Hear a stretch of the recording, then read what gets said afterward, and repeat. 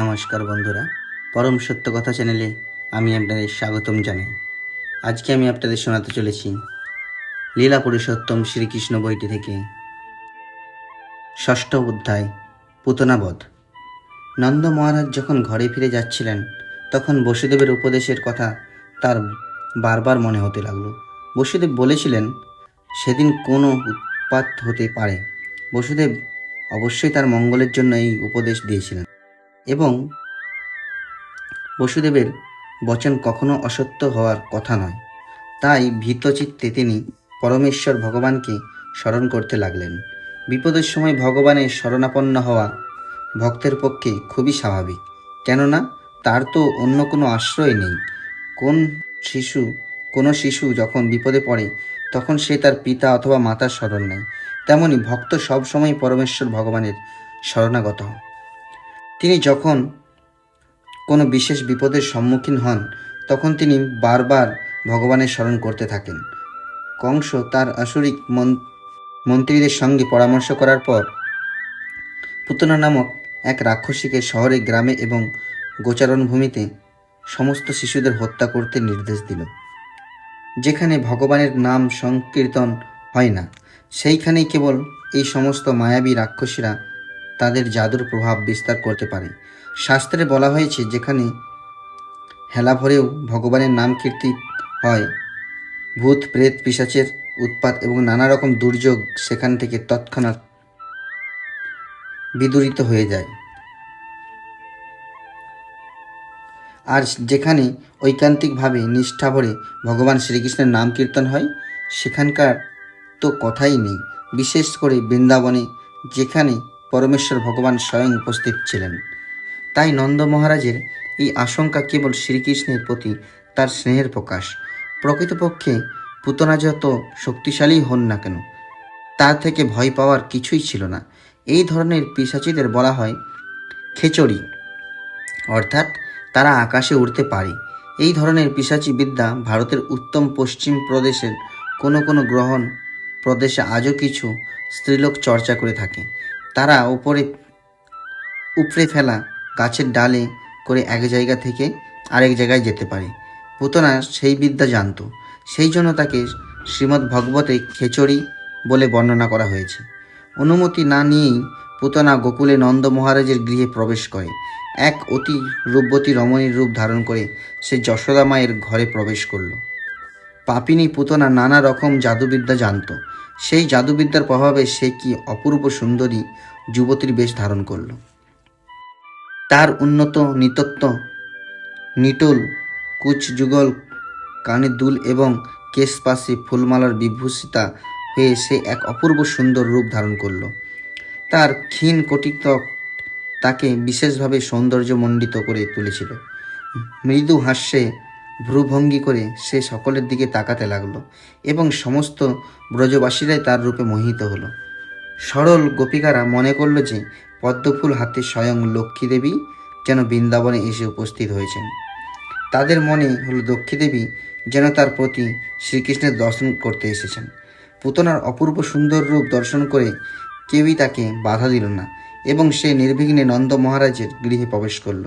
শিশুঘাতিনী পুতনা দেখল যে শ্রীকৃষ্ণ একটা শয্যার ওপরে শুয়ে আছে এবং সে বুঝতে পারল যে সেই শিশুটির মধ্যে এক অজেয় শক্তি নিহিত রয়েছে।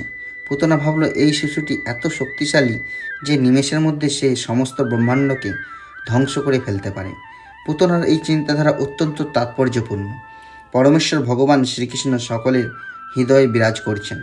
ভগবদ্গীতায় বলা হয়েছে যে তিনিই স্মৃতি, জ্ঞান এবং বুদ্ধি দান করেন, আবার তিনি তা অপহরণ করে নেন। পুতনা বুঝতে পেরেছিল যে নন্দ মহারাজের গৃহে সে যে শিশুটিকে দর্শন করতে এসেছে তিনি হচ্ছেন স্বয়ং পরমেশ্বর ভগবান। যদিও তিনি একটি শিশুরূপ পরিগ্রহণ করে পালঙ্কের ওপর শুয়ে আছেন, কিন্তু তা বলে তিনি শক্তিহীন নন।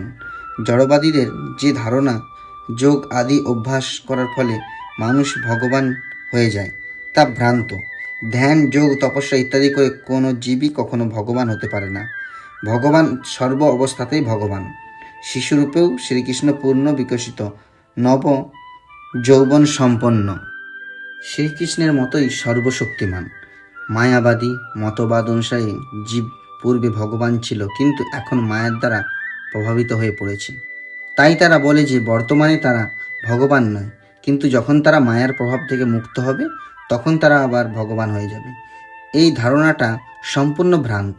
জীব হচ্ছে পরমেশ্বর ভগবানের অণু সদৃশ্য বিভিন্ন অংশ।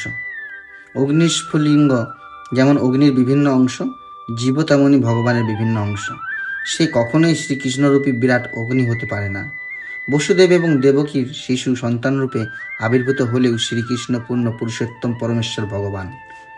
একটি ছোট্ট শিশুর মতো শ্রীকৃষ্ণ তার চোখ দুটি বন্ধ করলেন, যেন তিনি পুতনার মুখ দর্শন করতে চাইলেন না। ভক্তরা বিভিন্নভাবে শ্রীকৃষ্ণের এই চোখ বন্ধ করার কারণ বিশ্লেষণ করেছেন। অনেকে বলে যে অসংখ্য শিশুঘাতিনী পুতনা যে এখন তাকে হত্যা করবার অভিপ্রায় নিয়ে এসেছে, সেই পাপিনী পুতনার মুখ দর্শন করতে চাননি বলে শ্রীকৃষ্ণ তার চোখ বন্ধ করেছিলেন।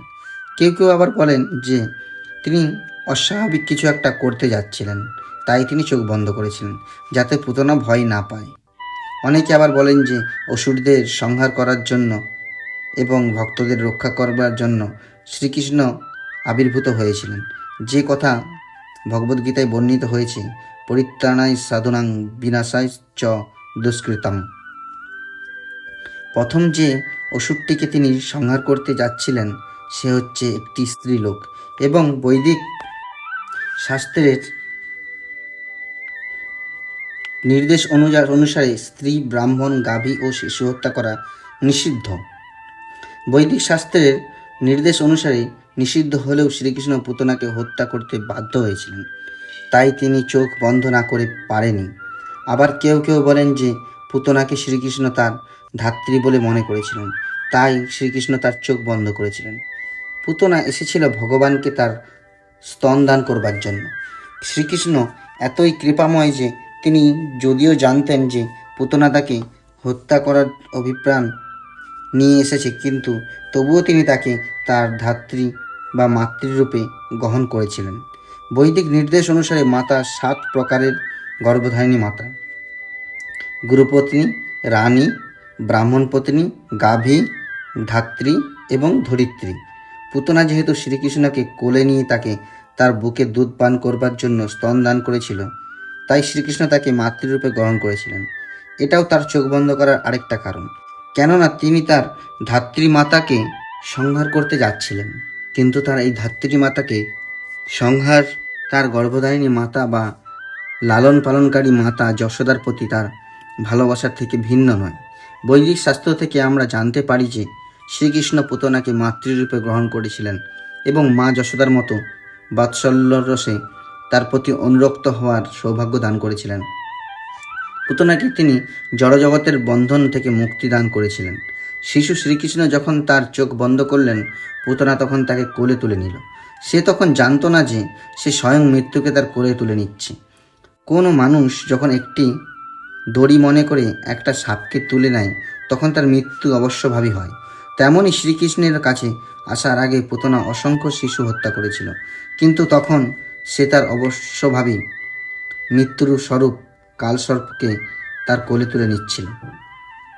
পুতনা যখন শিশু শ্রীকৃষ্ণের তার কোলে তুলে নিচ্ছিল, তখন রোহিণী এবং যশোদা উভয়ই সেখানে উপস্থিত ছিলেন, কিন্তু তারা তাকে নিষেধ করেননি, কেননা সে এত সুন্দর সজ্জায় ভূষিতা ছিল যে। আর তাছাড়া শ্রীকৃষ্ণের প্রতি সে যে বাৎসল্য স্নেহ প্রদর্শন করেছিল, তাতে তাদের মনে কোনো সন্দেহ স্থান পায়নি। তারা বুঝতে পারেননি যে সে একটা সুন্দর খাপে ঢাকা তলোয়ার। পুতনা তার স্তনে অতি তীব্র বিষ লাগিয়ে এসেছিল এবং শিশু শ্রীকৃষ্ণকে কোলে নিয়েই সে তৎক্ষণাৎ তাকে তার স্তন দান করল, যাতে সেই স্তন পান করা মাত্রই তার মৃত্যু হয়। শ্রীকৃষ্ণ ক্রুদ্ধভাবে তৎক্ষণাৎ সেই স্তন গ্রহণ করে দুগ্ধরূপী বিষের সঙ্গে সেই রাক্ষসীর প্রাণবায়ুও শোষণ করে নিল। শ্রীকৃষ্ণ এতই কৃপাময় যে সেই রাক্ষসী যেহেতু তার বুকে দুধ দান করবার জন্য তার কাছে এসেছিল, তাই তিনি তার মনোবাঞ্ছা পূর্ণ করেছিলেন এবং তার সেই কার্যকলাপ মাতৃব্রত বলে গ্রহণ করেছিলেন। আর তার বীভৎস কার্যকলাপ বন্ধ করার জন্য তাকে তৎক্ষণাৎ সংহার করেছিলেন। আর শ্রীকৃষ্ণের দ্বারা নিহত হওয়ার ফলে সে মুক্তি লাভ করেছিল। শ্রীকৃষ্ণ যখন তার প্রাণবায়ু শুষে নিল, তখন পুতনা হাত পা ছড়িয়ে মাটিতে লুটিয়ে পড়ে আর্তনাদ করতে লাগলো, ছেড়ে দাও, আমাকে ছেড়ে দাও। সে বিকটভাবে আর্তনাদ করতে লাগলো এবং তার সমস্ত শরীর ঘামে ভিজে গেল। এইভাবে আর্তনাদ করতে করতে যখন তার মৃত্যু হলো, তখন চারিদিকে এক প্রচণ্ড শব্দ হলো। নদ নদী গিরি তরু ধরণী কেঁপে উঠল। লোকেরা মনে করলো যেন চারিদিকে বজ্রপাত হচ্ছে। এইভাবে পুতনা রাক্ষসীর বিভীষিকা সমাপ্ত হলো। তখন তার বিরাট রাক্ষসীর রূপ প্রকাশ পেল। তার হাত পা ছড়িয়ে সে মাটিতে লুটিয়ে পড়ল এবং তার মুখ হাঁ হয়ে রইল। ইন্দ্রের বজ্রাঘাতে বৃত্রাসুরের যেভাবে পতন হয়েছিল, পুতনাও ঠিক সেভাবেই ভূপতিত হলো। তার মাথায় লম্বা চুল সারা শরীরে ছড়িয়ে রইল। তার বিশাল শরীরের পতনের ফলে 6 ক্রোশ জায়গা জুড়ে সমস্ত গাছপালা বিধ্বস্ত হয়ে গিয়েছিল। তার সেই অতি বিশাল শরীর দেখে সকলেই বিস্ময়াভিভূত হয়ে পড়েছিল। তার মুখের দাঁতগুলি ছিল লাঙলের ফলার মতো তীক্ষ্ণ, নাসারন্ধ পর্বত গ্রহের মতো গভীর। তার স্তনদ্বয় গিরিশিখরচ্যুত শিলাখণ্ডের মতো বিশাল। তার কেশরাশি বিক্ষিপ্ত এবং তাম্রবর্ণ। চোখ দুটি অন্ধকূপের মতো গভীর, জঙ্ঘাদয় নদীর দুটি তটের মতো। তার হাত দুটি সেতুর মতো এবং তার উদর জলশূন্য হৃদের মতো মনে হচ্ছিল। চোখ দুটি অন্ধকূপের মতো গভীর, জঙ্ঘাদয় নদীর দুটি তটের মতো। তার হাত দুটি সেতুর মতো এবং তার উদর জলশূন্য হ্রদের মতো মনে হচ্ছিল। তার পতনের ভীষণ শব্দে গোপ এবং গোপিকাদের কর্ণ বিদীর্ণ হলো এবং প্রচণ্ডভাবে হৃৎকম্প হতে লাগলো। গোপিকারা যখন দেখলেন যে শিশু শ্রীকৃষ্ণ নির্ভয়ে সেই মৃতা রাক্ষসীর বক্ষস্থলে খেলা করছে, তখন শীঘ্র তারা তাকে সেখান থেকে তুলে নিলেন। মা যশোদা, রোহিণী এবং অন্যান্য বয়স্কা গোপিকারা তৎক্ষণাৎ সব রকমের বিঘ্ন থেকে শিশু শ্রীকৃষ্ণকে রক্ষা করার জন্য গোপুচ্ছ ভ্রমণ অর্থাৎ গরুর লেজ ধরে নিকটস্থ পর্বত প্রদক্ষিণ করলেন। গোমূত্র এবং গোধূলি দ্বারা শিশুকে স্নান করালেন এবং গোময় দিয়ে তার দাদর সঙ্গে তিলক দিলেন, যাতে ভবিষ্যতে তার আর কোনো অমঙ্গল না হয়। এর থেকে আমরা বুঝতে পারি মানব সমাজে গাভী কত প্রয়োজনীয়। শ্রীকৃষ্ণের দিব্য শরীরের কোনো প্রতিরক্ষার প্রয়োজন হয় না, কিন্তু গাভীর উপযোগিতা এবং প্রয়োজনীয়তা সম্বন্ধে আমাদের শিক্ষা দেওয়ার জন্য ভগবান গোমূত্র এবং গোধূলিতে স্নান হলেন এবং অঙ্গে গোময় লেপন করলেন। এই পবিত্র সংস্কারের পর মা যশোদা এবং রোহিণীর নেতৃত্বে গোপিকারা শ্রীকৃষ্ণের শরীরকে সব রকমের বিঘ্ন থেকে রক্ষা করার জন্য ভগবানের দ্বাদশ নাম উচ্চারণ করলেন। তারা তাদের হাত পা এবং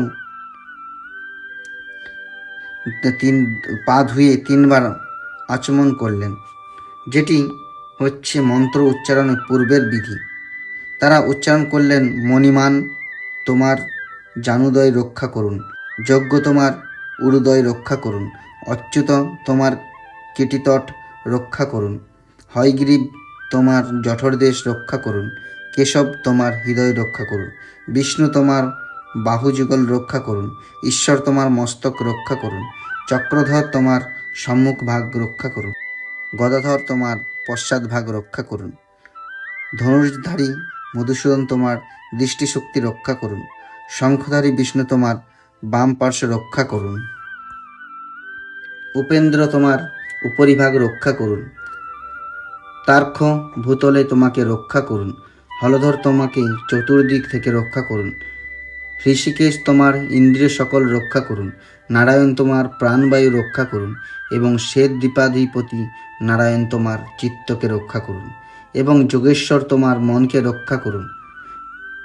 কৃষ্ণিবর্ভ তোমার বুদ্ধি রক্ষা করুন এবং পরমেশ্বর তোমার আত্মাকে রক্ষা করুন। তুমি যখন খেলা করো তখন গোবিন্দ তোমাকে চারদিক থেকে রক্ষা করুন এবং তুমি যখন ঘুমিয়ে থাকো তখন মাধব তোমাকে রক্ষা করুন। গমনকালে বৈকুণ্ঠ তোমাকে পতন থেকে রক্ষা করুন, উপবেশনকালে শ্রীপতি তোমাকে রক্ষা করুন এবং ভোজন সময়ে যজ্ঞেশ্বর তোমাকে রক্ষা করুন। এইভাবে মা যশোদা শ্রীকৃষ্ণের বিভিন্ন অঙ্গ রক্ষা করার জন্য বিষ্ণুর বিভিন্ন নাম কীর্তন করতে লাগলেন। মা যশোদার স্থির বিশ্বাস ছিল যে ডাকিনী, জাতুধানী, কুষ্মাণ্ড, যক্ষ, রাক্ষস, বিনায়ক, কটোরা, রেবতী, জ্যেষ্ঠ, পুতনা, মাতৃকা, উন্মাদ প্রভৃতি ভূত, প্রেত, পিশাচীর প্রভাব থেকে শ্রীকৃষ্ণকে রক্ষা করতে হবে। এদের প্রভাবে মানুষ তাদের অস্তিত্বের কথা ভুলে যায়। এরা প্রাণবায়ু এবং ইন্দ্রিয়ের উপর উৎপাত করে এবং ফলে মানুষ উন্মাদ হয়ে যায়। কখনো এরা স্বপ্নেও মহা উৎপাতের সৃষ্টি করে, কখনো এরা বৃদ্ধা স্ত্রীলোকে রূপে এসে শিশুদের রক্তপান করে। কিন্তু যেখানে ভগবানের নাম কীর্তন হয় সেখানে তারা থাকতে পারে না। গাভী এবং ভগবানের নামের মহত্ব এবং বৈদিক নির্দেশ সম্বন্ধে মা যশোদার পূর্ণ বিশ্বাস ছিল। তাই তিনি তার শিশুপুত্র শ্রীকৃষ্ণকে রক্ষা করার জন্য সম্পূর্ণভাবে গাভীর উপর নির্ভর করেছিলেন এবং বিষ্ণুর নামে আশ্রয় গ্রহণ করেছিলেন। তিনি বিষ্ণুর দিব্য নামসমূহ কীর্তন করেছিলেন যাতে তিনি তার শিশুপুত্রটিকে রক্ষা করেন। বৈদিক সংস্কৃতি অনাদিকাল থেকে গোরক্ষা এবং ভগবানের নাম কীর্তনের সুযোগ গ্রহণ করে আসছে।